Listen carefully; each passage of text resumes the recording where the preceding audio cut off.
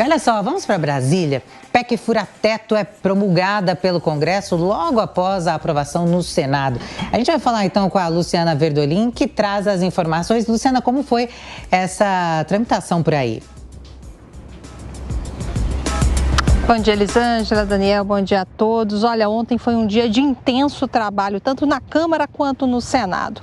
Faltava ainda votar o segundo turno da PEC fura-teto. As discussões começaram cedo, por volta das 9, 10 horas da manhã, mas a votação só foi terminar mesmo por volta das 5 horas da tarde. Logo depois, em tempo bastante significativo, em tempo recorde, o Senado Federal também aprovou a proposta que tinha sido alterada pelos deputados. Um dos principais desafios da equipe do governo eleito é que essa PEC, essas mudanças, a possibilidade de furar o teto de gastos para cumprir promessas de campanha só vai valer no ano que vem. Por isso, as discussões vão ser retomadas mais ou menos aí em julho, agosto de 2023. Surpreendeu o fato de alguns partidos, ligados aqui ao governo do presidente Jair Bolsonaro, que fazem oposição ao petista Luiz Inácio Lula da Silva. Alguns integrantes desses partidos votaram a favor da PEC,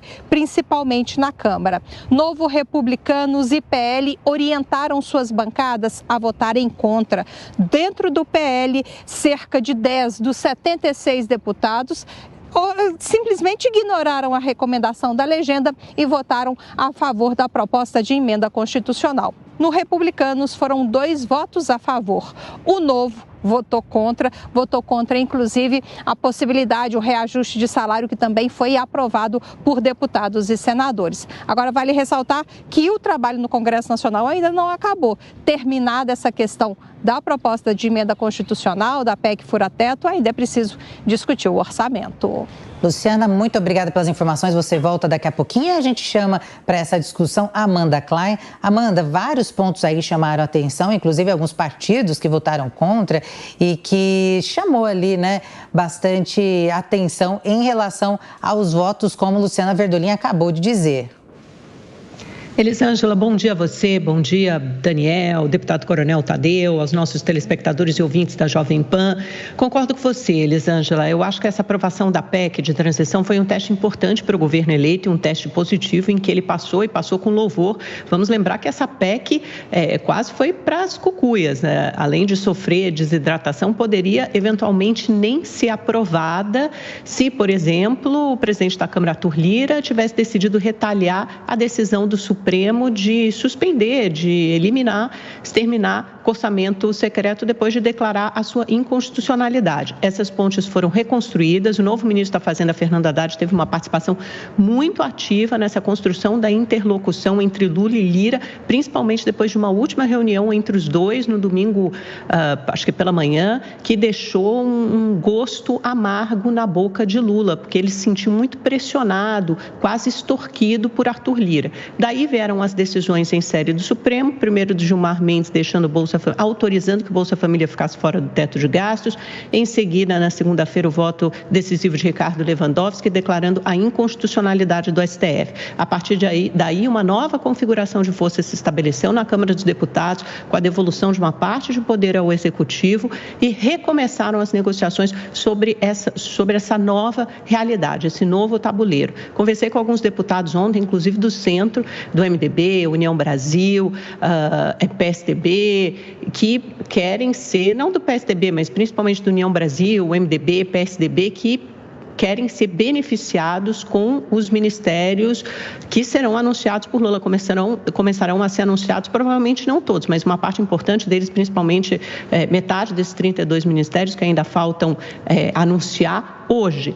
Eles querem já ser beneficiados, contemplados por causa da votação positiva da PEC. Mas houve também uma sensação generalizada de que a participação de Arthur Lira é fundamental. Você não teria conseguido aprovar essa PEC com votos importantes do PP, que é o partido de Lira, alguns votos, até esses 10 do PL, daquela parte mais histórica, ou do Nordeste, ou mais ligados a Lira, ou que algum dia foram aliados de Lula, que votaram favoravelmente à PEC. Ninguém faz chover sozinho hoje no país. país. Essa é a verdade. Você precisa, esse poder estar mais dividido, um pouco mais equilibrado depois das decisões do Supremo, mas Lula ainda precisa de Lira e Lira vai precisar de Lula. Lira entregou a sua parte, conseguiu aprovar a PEC, está entregando isso a Lula e agora que é a recompensa. A recompensa é a nomeação de algum aliado, como Elmar Nascimento, para um ministério importante, cargos que ele pleiteia também, como a Codevasco, a Companhia de Desenvolvimento do Vale do São Francisco, a FUNASA na saúde, a FNDE na educação.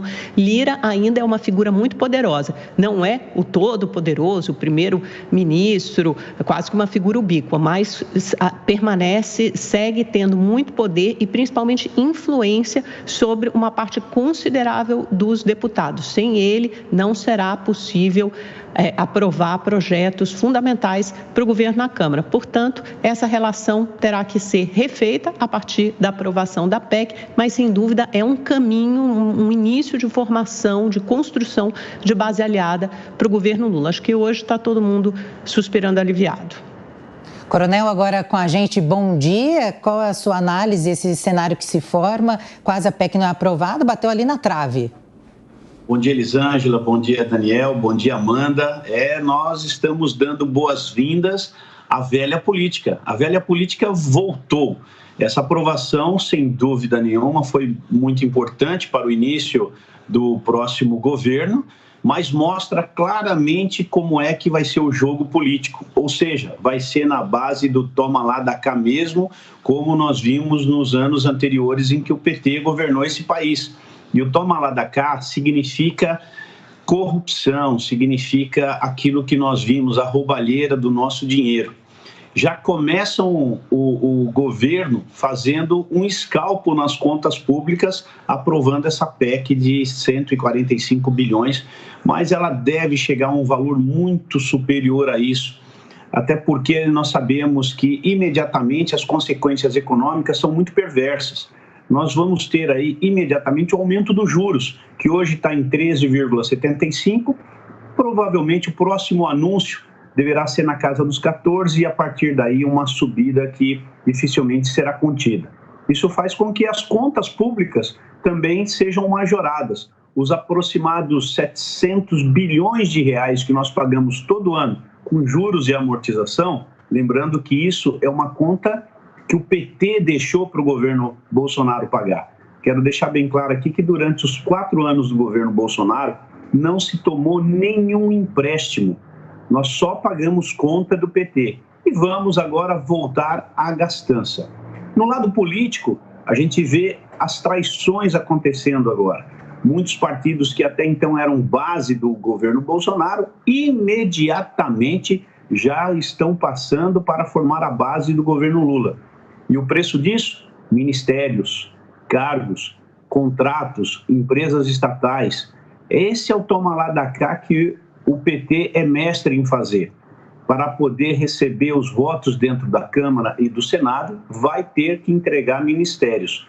E está descarado o pedido de ministérios nas esplanadas. Afinal de contas, são 37 ministérios e mesmo que o ministério não seja lá grande coisa, não seja um ministério robusto, cheio de recursos, como, por exemplo, é o Ministério da Saúde ou o Ministério da Educação, que são os dois maiores em termos de recursos, ele traz status e tem muitos cargos. E aí, sim, os partidos vão com uma vontade enorme de querer se apoderar de tudo que está acontecendo. O presidente Arthur Lira honrou o seu compromisso em aprovar a PEC e também deve está cobrando essa fatura. Alguma coisa deve sobrar para ele naquela grande avenida, ou do lado esquerdo ou do lado direito. Então, o povo agora que se prepare, porque quem vai pagar essa gastança todas é o povo brasileiro. Vai pagar em forma de impostos, e aí nós vamos aguardar quais os impostos serão aumentados, porque se o ministro da Fazenda, Fernando Haddad, fala em equilíbrio fiscal, não terá outra alternativa. Enxugar as contas, ele já mostrou que não vai fazer isso. E muito menos o próprio governo, no momento em que cada vez aumenta o espaço que o Estado oferece aos políticos. Então, a única alternativa será o aumento de impostos. Será que ele vai vir no setor do agronegócio? Vai encarecer os alimentos. Será que ele vai ser no setor do comércio? também vai encarecer os produtos que a população brasileira compra.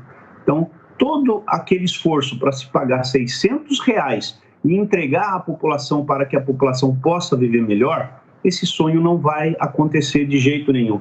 Porque no momento em que você entrega R$600 para a população e, ao mesmo tempo, você provoca um aumento de impostos, aquilo que era barato não será mais. Lamentavelmente, o povo vai se arrepender da decisão que fez nas últimas eleições.